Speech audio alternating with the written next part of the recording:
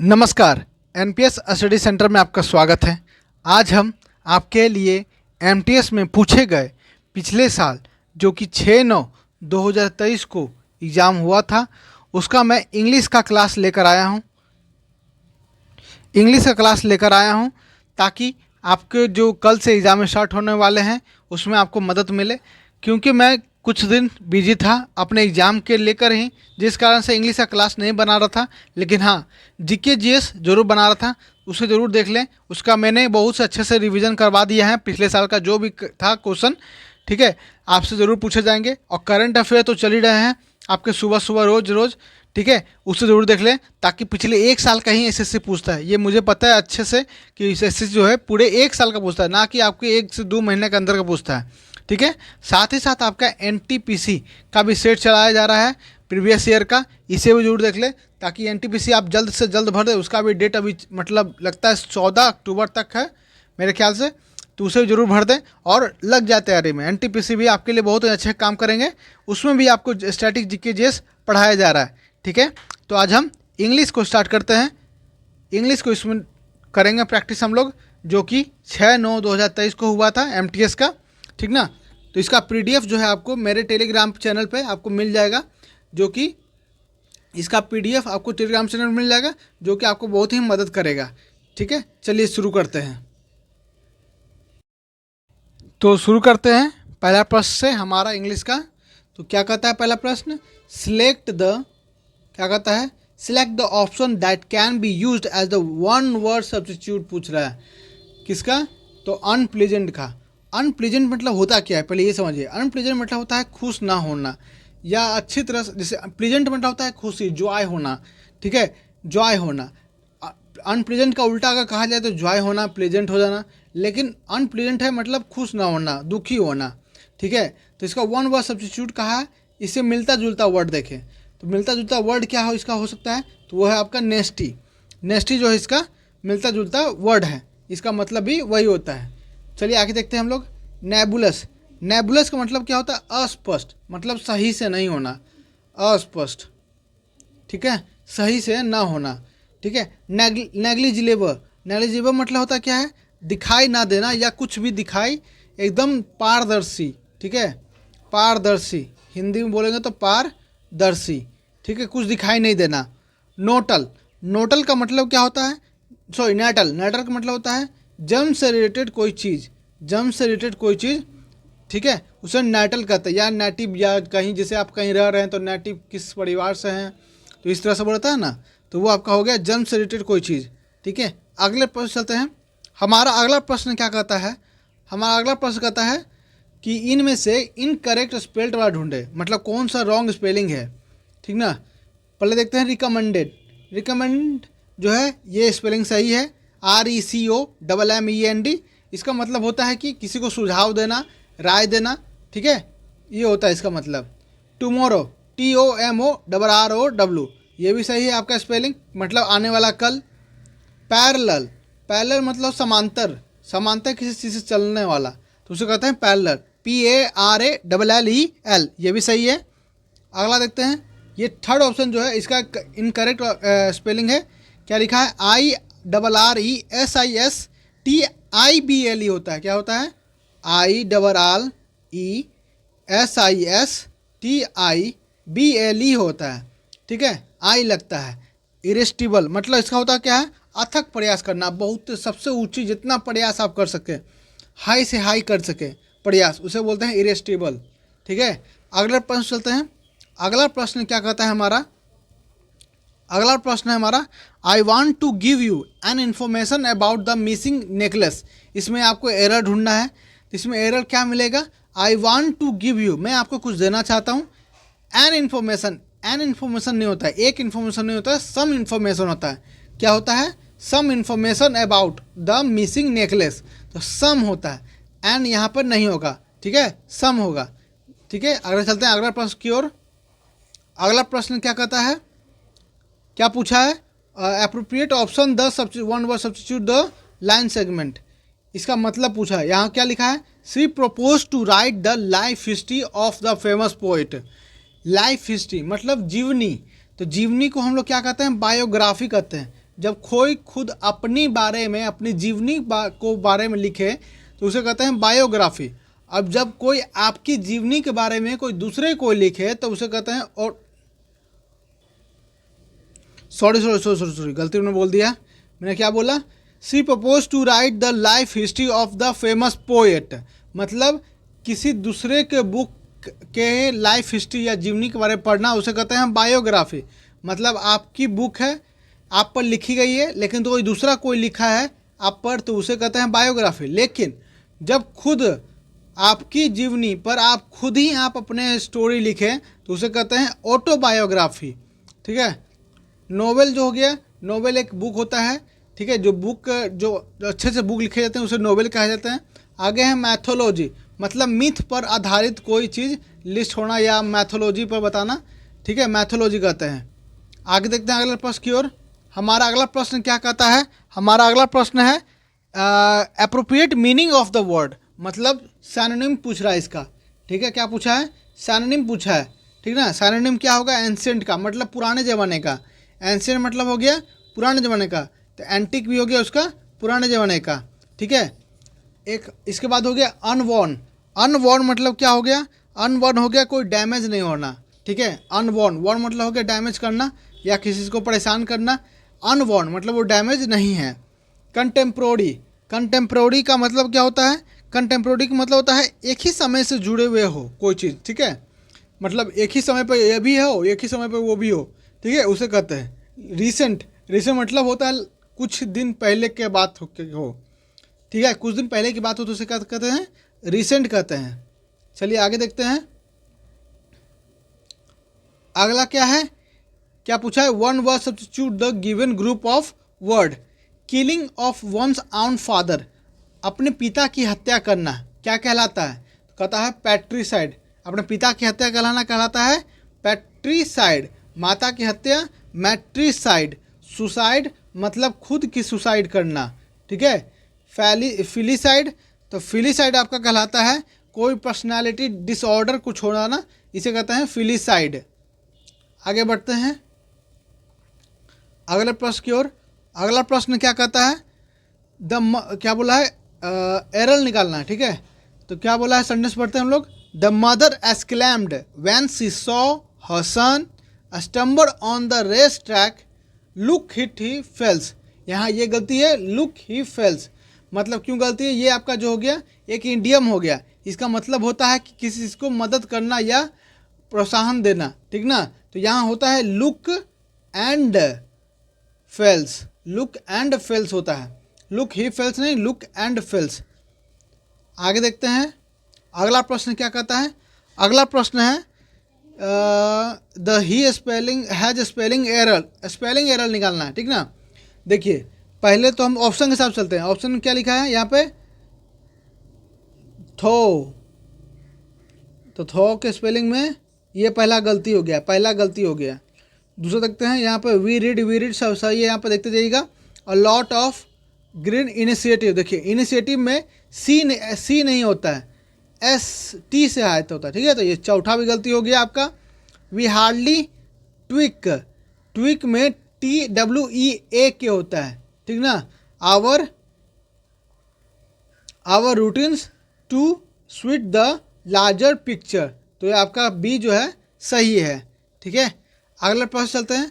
अगला प्रश्न क्या कहता है हमारा, अगला प्रश्न है इडियम फ्रेज बताना है किसका, बैक टू स्क्वायर वंस। ठीक है, back to square ones, back to square ones का मतलब होता है कि फिर से शुरुआत करना किसी चीज़ को, आप लास्ट तक पहुंच चुके हैं लेकिन वो आपसे ख़त्म नहीं हो पाए, इसे फिर से शुरुआत करें, तो सेंटेंस के हिसाब से पकड़ते हैं इसे हम। ठीक ना, बैक टू स्क्वायर वंस क्या लिखा है, आफ्टर हैविंग इन्वेस्टेड, उसने इन्वेस्ट करने के बाद, सो मच टाइम, बहुत दिनों के बाद, an energy into the project, project में बहुत सारा एनर्जी लगा दिया, and we are now back to square ones, मैं इसे फिर से शुरू करने जा रहा हूँ। तो क्या होता है, having to start all over again, फिर से शुरुआत करना। आगे चलते हैं अगला प्रश्न की ओर। अगला प्रश्न है आपका क्या बोला है, यहाँ पे बोला है फिल इन द ब्लैंक भरना है, लेकिन क्या बोला है, साइनोनिम बोला है, सॉरी साइनोनिम बोला है। साइनोनिम किसका बोला है, डिफीट का, मतलब हरा देना। ठीक ना, डिफीट का हरा देना। The athletic injury was a defeat to the team chances of winning the championship. तो इसका सिनोनिम्स क्या हो जाएगा, सेट बैक। क्या होगा, सेट बैक। आगे बढ़ते हैं हम लोग। आगे क्या है, पूछा क्या इसमें, appropriate option the substitute the underline the segment. तो इसको सीधा मतलब सही करना है इस सेंटेंस को, ठीक ना, सेंटेंस को सही करना। तो क्या बोला है, to preparing the vine for plant it should be cut back to 2 feet। तो क्या बोला, the preparing the vine of for planting होना चाहिए। क्यों, क्योंकि ये प्रिपेयरिंग कर रहा है, ING लगा हुआ है, तो यहाँ भी ING होना चाहिए। प्लांटिंग मतलब कटिंग कर रहा है प्लांट को, तो प्लांटिंग। जब यहाँ ING लग गया तो यहाँ भी आपका ING लगेगा। प्रिपेयर गलती बोल दिया मैंने, यहाँ ING नहीं लगेगा क्योंकि टू लग गया ना, टू के बाद ING नहीं लगता है। The vine to the for planet, तो हो जाएगा prepare the vine for planting it should be cut back to 2 feet। आगे चलते हैं अगला प्रश्न की ओर। हमारा अगला प्रश्न क्या कहता है, they are sell their companies product to people. यहाँ भी हम लोग को सेंटेंस ठीक करना है, सेंटेंस ठीक करना है। देखिए प्रेजेंट कंटिन्यूस में जा रहा है, तो they are selling their companies product to people. Selling होना चाहिए, V3 लगना चाहिए यहाँ पर, ठीक ना, V4 लगना चाहिए, V4 लगना चाहिए। Are selling their companies, selling. चलिए आगे बढ़ते हैं अगला प्रश्न की ओर। अगला प्रश्न क्या कहता है, select the correctly spelled word millennium. देखिए यहाँ तीनों में स्पेलिंग गलती है, MILLENNIUM, मिलीनियम। अब इसका मतलब क्या होता है मिलीनियम का, इसका मतलब होता है जो कि मतलब समझिए कि हज़ारों साल पहले की बात हो रही हो, हज़ारों साल पहले की बात हो रही, तो उसे क्या कहते हैं, मिलीनियम। आगे बढ़ते हैं अगले प्रश्न की ओर। अगला प्रश्न क्या कहता है, एंटोनिम्स पूछ रहा है, ठीक है।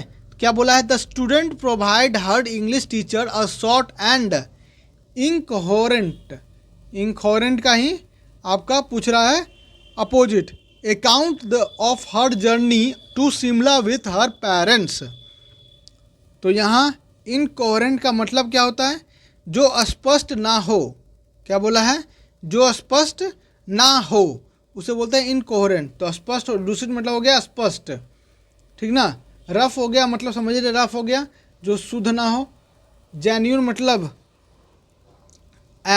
मतलब तरीके से अपने। हम्बल मतलब अपना दिखावा करना। हम्बल मतलब किसी के प्रति क्या बोलते हैं उसको, अच्छे से व्यवहार करने वाला हम्बल। आगे बढ़ते हैं अगला है हमारा, क्या बोला, appropriate meaning to given the idioms. Idioms पूछ रहा है, get your act together, get your act together. तो इसका क्या हो जाएगा, get organize and do think better. कुछ अच्छे से और कुछ अच्छा बेटर करना, ठीक है, कहते हैं उसे गेट योर एक्ट टुगेदर। चलिए आगे बढ़ते हैं। अगला प्रश्न क्या कहता है, फिल इन द ब्लैंक्स है। By living in a rural area with access to the city she gets the best of both world. मतलब यहाँ इडियम्स भरना है साथ ही साथ। तो यहाँ क्या आएगा जो समझ में आएगा, फिर से पढ़ते हैं हम लोग सेंटेंस के हिसाब से। सेंटेंस में क्या बोला है, by living in a rural area with access to the city, ठीक है, she gets the best of both worlds. वो दोनों जगह ही, चाहे वो रूरल एरिया हो या सिटी हो, वो दोनों जगह ही सेम तरीके से इंजॉय कर रही है।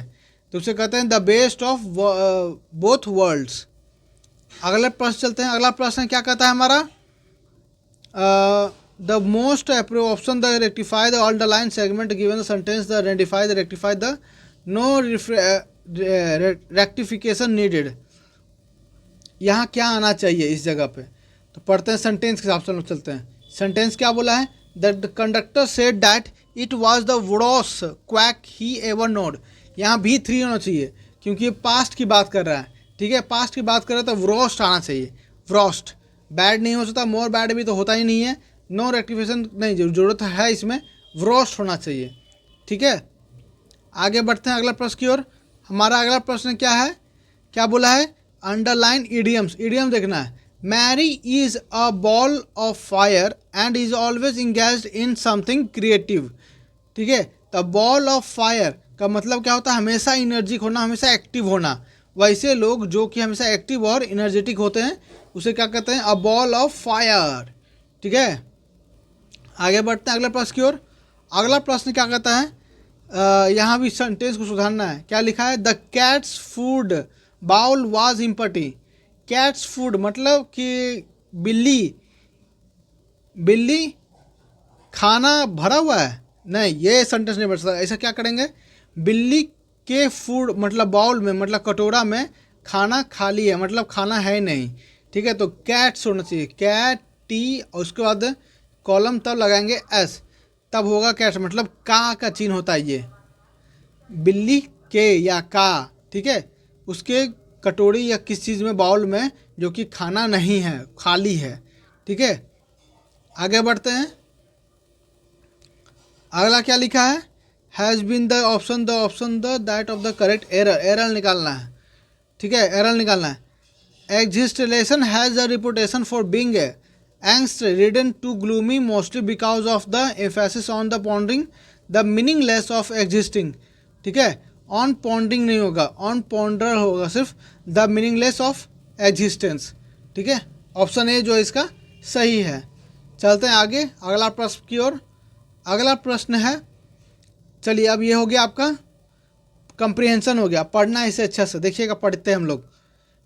Democracy is a form of government where the power lies dash. पहले आप अच्छे से कंप्रिहेंशन पूरी पढ़ लें, क्योंकि ज़्यादा समय लगेगा नहीं, 1 मिनट के अंदर आप पूरा पढ़ लीजिएगा पहले सही से, ठीक ना, ताकि इससे क्लू मिल जाएगा कि आप कहाँ पर किस मतलब खाली जगह पे आपको क्या भरना है। ठीक है, चलिए पढ़ते हैं। Democracy is a form of government where the power lies dash the people. ठीक है, यहाँ किसके साथ बोल रहा है, पूछ रहा है किसके साथ वाला में। It is based on the principle of equality freedom and the rule of law in democratic society. People are dash have the right to participate in the decision making process. तो ये चलते सब भरते जाते हैं, हम तो भर देंगे, आपको देखते जाइएगा। प्रोसेस डायरेक्ट और through elected representative democracy also allows for the dash of individual right and liberties, while democracy is not without its challenges such as the need of balance competing interest and the risks of dash movement. It remains one of the most widely embraced forms of government around the world। क्या बोला पहले, चलते हैं form भरते हैं हम लोग। Democracy is a form of government where the power lies the people.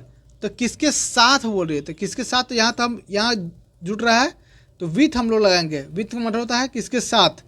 ठीक है, विथ का उपयोग करेंगे यहाँ पे, विथ द पीपल। ठीक है, आगे बढ़ते हैं। आगे क्या लिखा है दूसरा में, it is based on the principle of equality freedom and the rule of law in a democratic society. ठीक है, उसके बाद है dash have the right of participate in the decision making process. तो यहाँ बात हो रहा है किसके बारे में, सिटीजन्स के, पीपल्स के बारे में बात होता है। तो पीपल के बारे में बात हो रहा है तो सिटीजन्स होंगे ना कि ह्यूमंस, लॉयर या पॉलिटिशियन नहीं। यहाँ पीपल के बारे में बात होता रहा है तो यहाँ पर सिटीजन्स की बात करेंगे, तो यहाँ हो जाएगा citizens have the right to participate in the decision making process. ठीक है, आगे देखते हैं अगला। अगला क्या बोला है यहाँ पे देखिए, प्रोसेस के बाद क्या है, डैश डायरेक्टरी और थ्रो, और लगा है तो यहाँ क्या हो जाएगा हमारा, आइदर हो जाएगा। आइदर के साथ हमेशा हमारा और ही लगता है, यहाँ बैच फिर और तब यहाँ कुछ सेंटेंस। ठीक है, नाइदर के साथ आपका नॉट लगता है, याद रखिएगा, नाइदर के साथ आपका नॉट लगता है, तब यहाँ क्या लग जाएगा, यहाँ आइदर लग जाएगा। आगे बढ़ते हैं। अगला क्या बोला है, आइदर डायरेक्टली और through elected representative democracy also allows for the dash of individual right and liberties। मतलब किसकी सुरक्षा करने के बारे में बात कर रहा है, मतलब पॉजिटिव सेंस से बात कर रहा है। तो यहाँ पॉजिटिव सेंस में देखिए क्या दिया है, प्रोटेक्शन की बात कर रहा है। किसकी प्रोटेक्शन, तो हमारे इंडिविजुअल राइट्स की और लाइबिलिटीज़ की। ठीक है, उसकी प्रोटेक्शन करना चाहिए। ठीक है, यहाँ हो जाएगा प्रोटेक्शन। लास्ट देखते हैं, लास्ट में क्या कहा है, लास्ट में कहा है आपका क्या बोलते हैं यहाँ पे, ऑफ इंडिविजुअल राइट ऑफ हाँ, while democracy is not without its challenges such as the need to balance competing interest and the risk of dash movement, it remains one of the most widely embraced from the government around the world. तो यहाँ popular people के बारे में बात हो रहा है, people के बारे में बात होता है, यहाँ पर क्या होगा, पॉपुलिस्ट ही हो जाएगा, क्या हो जाएगा, पॉपुलिस्ट मूवमेंट, ठीक ना। तो आज हम यहीं रह देते हैं 25 क्वेश्चन को इंग्लिश का, ठीक है। तो अपने इस चैनल से जरूर रहें, कैसा लगा जरूर कमेंट करें, अपने दोस्तों के साथ शेयर जरूर करें और इसे लाइक सब्सक्राइब भी जरूर करें। तो मिलते हैं अगले नेक्स्ट वीडियो में, धन्यवाद।